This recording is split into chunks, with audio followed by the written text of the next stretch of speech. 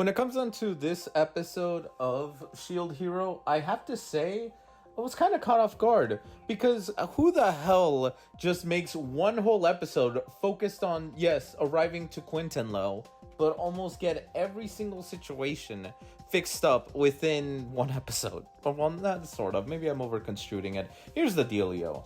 They arrive to the city close by to them, and it's essentially a mess. You have people who can't kill animals despite these animals trying to kill a kid.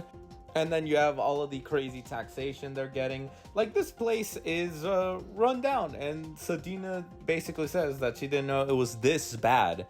Now, I do like the fact that they try to disguise Naofumi and Raphtalia. It doesn't really work, but in my opinion. But outside of that, we see who are our main antagonists to this little tiny village, and we have a drunk, or not a drunk, but someone that's essentially the new Motoyatsu, because he's clearly simping for, well, the females, Sadina and Raphtalia. Hell, he was trying to take them out to get tea, and I mean, he gets what he kind of deserves. But outside of that, you have them meeting with this other demi-human, which leads them to like the mayor of this village, them getting all caught up to speed. Like, this is an episode that is like, tell me what's up, we'll start a rebellion, we'll do this and that right off the get-go, and it just is quick, one after another. It kind of threw me off because I did not expect things to move that annoyingly fast. So they obviously need to get Quintenlo back. They need to be able to overpower or overthrow the current emperor, because they all believe Raphtalia should be the next emperor, the true emperor. Because we do get a bit of lore that Raphtalia's parents, if they had stayed, they would have for sure died. That's why they left, for their own safety.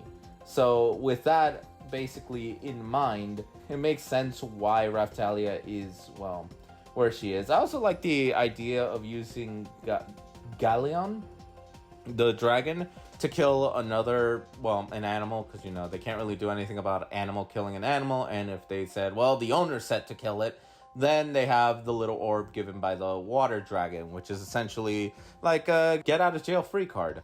But, yeah, we basically get a bunch of freedom fighting, and I gotta say, this fighting is pretty damn amazing. And I like how everything kind of culminates in one fun little battle at the end, where they're facing the boss battle, and he basically is able to negate a bunch of Naofumi's abilities. So that's why, like, these guys are super hard to really deal with, because they can counter the Cardinal Hero's abilities. So I found that intriguing, because now we have a genuine problem for Naofumi. It's not like Naofumi can just go and burn the hell out of everything on his own. No, now he has kind of a limiter in a sense.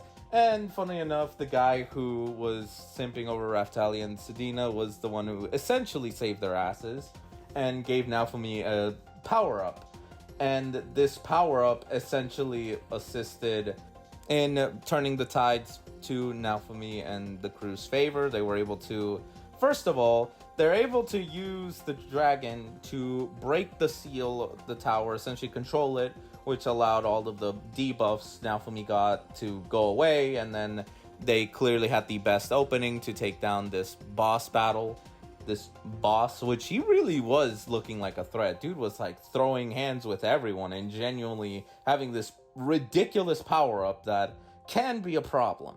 And yeah, I mean, they were able to beat it with Sadina and the dragon combo and the Raphtalia finisher move, which was honestly super cool just watching him get evaporated.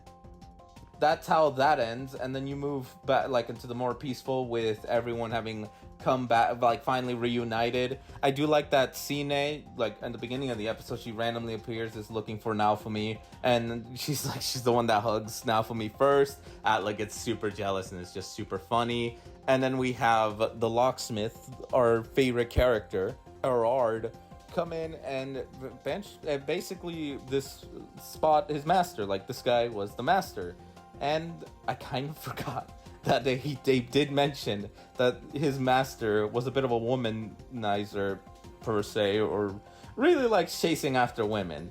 So yeah, that's how to conclude that episode. 8 out of 10. Like genuinely, the only complaint I have is that this literally could have been a 2 episode area because it felt like everything was just rushed to hell. But the caveat of that is we obviously moved the plot along, and it did not felt like we were thrown like too much information that we wouldn't be able to understand, unlike season 2. So you know what, I can live with it. Arriving in Quintonlo was an interesting thing. We get to see what threat we're really dealing with, the level that they're gonna have to really push themselves, and how Raphtalia is going to be the key of this arc. Like, she is the main character of this arc per se, the one that is going to probably have like one of the best moments when facing the Emperor. Though I did have a theory: what if the Emperor isn't evil, but it is like his subordinate, that the bitch that honestly is probably causing a lot of issues? I wouldn't doubt that, but I mean, if the Emperor is evil, I wouldn't really put it past it. But yeah, good episode.